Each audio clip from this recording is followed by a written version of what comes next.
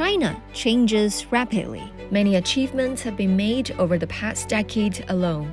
In the world's most populous country, absolute poverty has been eradicated and a moderately prosperous society in all respects attained. Now, the people of this country are advancing the rejuvenation of the Chinese nation on all fronts through a Chinese path to modernization.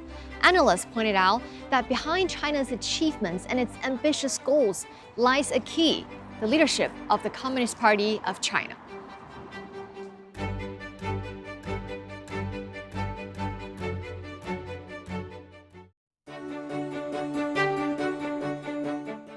American sociologist Mark Levin has been staying in China for 17 years. The 74-year-old has traveled extensively in the country and often sings self-composed songs about his experiences. You've traveling a lot, so what are some of the changes that you have met? And there were a couple of things that impressed me about it. People see their lives are getting better. So infrastructure is really helping people's lives? Extraordinarily. The most important thing is the people. The understanding of the people-oriented and is synonymous with the Communist Party.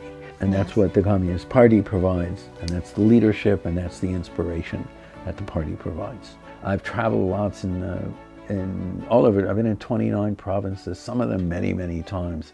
And I've been in big cities, I've been in small cities, I've been in the countryside in many provinces. And if you're riding in a car in the countryside, and what do you see? You see a new house, and then it's right next to this old house. So you can just see that improvement. So do you think China would be the same as it is today if it were not for the CPC? No way. No way. Absolutely not. One of my songs is called Mood from the Chinese Countryside. And in this song, I have this line that actually people said to me, and it was, and we're happy for the progress, and we have confidence that the party is going to lead us forward, because people are seeing their lives are improving.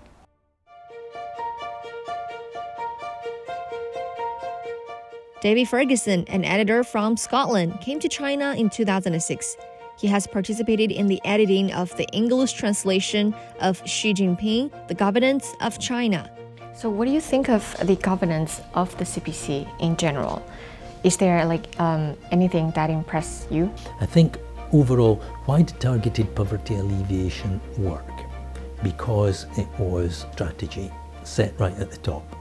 It was then rolled down to provincial and city and county level, where a strategy became policies, specific plans. And I think that that's a huge strength of China's system, is that one, the ability to mobilize huge numbers of people in support of important strategies, and two, the ability to roll down the responsibility and the resources to the level where they can genuinely make a difference. And that is what happened with targeted poverty alleviation, and it's a strength of the system and a strength of the party. I've personally met a lot of officials and party members because, as you know, I've travelled a lot around China. So as recently as this year, when I was writing the book on Gansu, on rural revitalisation, I worked with a lot of village officials, and I've always been tremendously impressed by these people. They always seem to me to be very honest and very decent and very dedicated. Their living and working conditions are often very simple, very basic food, and that doesn't seem to bother them. I do not think that there is any way that China could have achieved what it has achieved without CPC.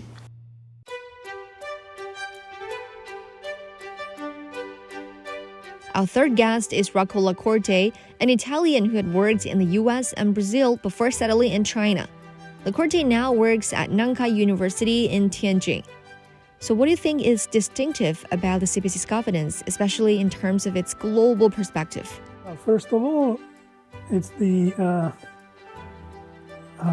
wisdom of the CPC, the great capacity of organizing and make transformation effective. I think that China is pursuing a policy which is the opposite to other countries. Instead of seeking to oppose his own interest against the interest of other people in other countries, China is seeking partnerships.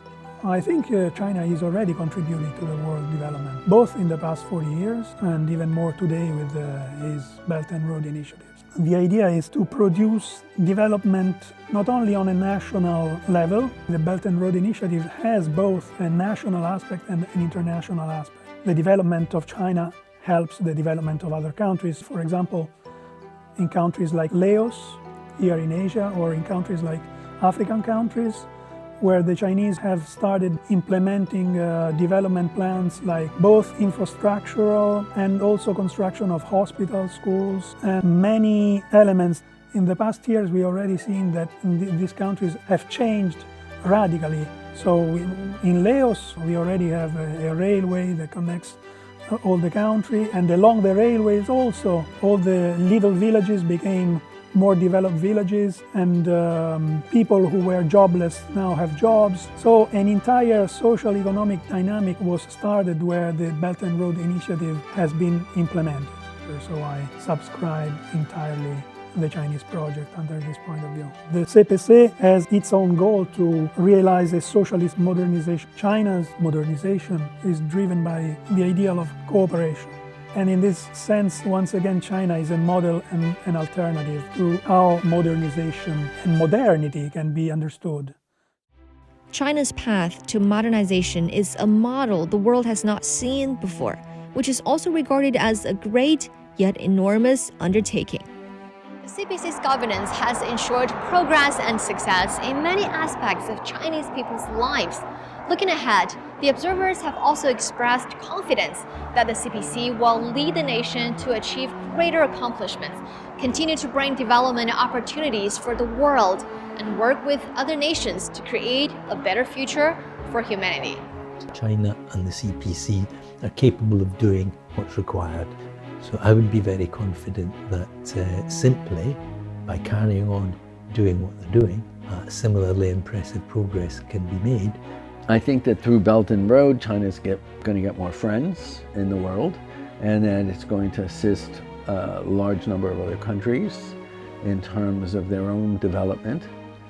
The future seen by China is a future in which people collaborate instead of being one against the others. I think that we have to stress peaceful development, building up a community with a shared future.